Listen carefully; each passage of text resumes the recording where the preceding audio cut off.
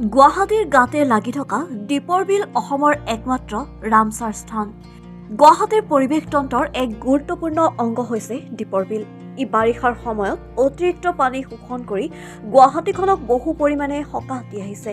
জৈৱ বৈচিত্ৰ্যৰ ফালৰ পৰাও দীপৰ বিল হৈছে অতি চহকী। ই এখন পক্ষী অভয়াৰণ্য।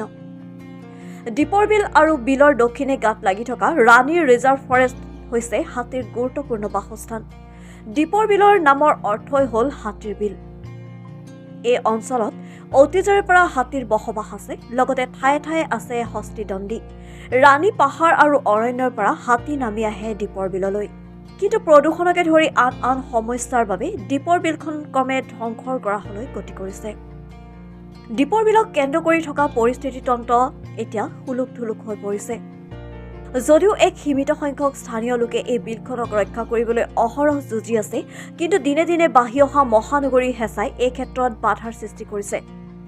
2009 চনত বন্যপ্ৰাণী সুৰক্ষা আইন 1972ৰ অধীনত 4.14 বৰ্গ কিলোমিটাৰ অঞ্চল সামৰি দীপৰ বিল বন্যপ্ৰাণী অভয়াৰণ্য হিচাপে স্বীকৃতি লাভ কৰিছে।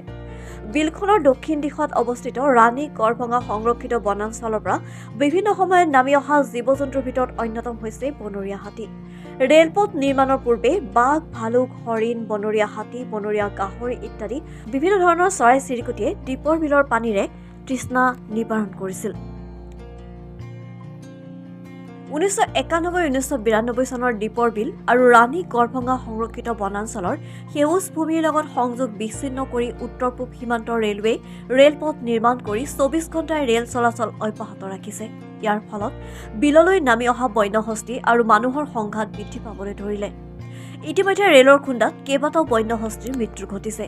তদুপৰি ৰাণী সংৰক্ষিত বনাঞ্চলত বন্যহস্তীৰ গছকত 20 জনৰো অধিক নিৰীহ লোকে ইতিমধ্যে মৃত্যুক আঁকোৱালি ল'ব লগা হৈছে। চৰকাৰে হস্তীৰ দণ্ডিবোৰ সুৰক্ষিত কৰি ৰখাৰ স্বাৰ্থত 5টা দণ্ডিৰ ভূমি নিজৰ অধীনত ৰখাৰ ব্যৱস্থা কৰাটো উচিত। ভৱিষ্যতৰ বাবে এই দণ্ডি একে অৱস্থাত থকাৰ ব্যৱস্থা কৰিব লাগে। দীপৰ বিলৰ ওচৰৰ পাহাৰৰ পৰা 200ৰো অধিক হাতী আহে।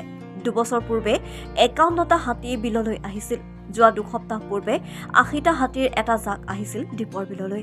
গতিকে দেখা যায় যে দীপৰ বিলৰ ওচৰৰ পাহাৰত হাতীৰ সংখ্যা বিশেষভাৱে হ্ৰাস পোৱা নাই, কিন্তু হাতীৰ খাদ্য আৰু বাসস্থান হ্ৰাস পাইছে। সেয়া হৈছে চিন্তনীয় বিষয়। পূৰ্বতে দীপৰ বিললৈ 265 বিধ পৰিভ্ৰমী চৰাই আহিছিল, কিন্তু এতিয়া বিলখন প্ৰদূষিত হৈ পৰাৰ বাবে এতিয়া পৰিভ্ৰমী চৰাইৰ সংখ্যা 165 বিধলৈ হ্ৰাস পাইছে বুলি স্থানীয় লোকসকলে জানিবলৈ দিছে।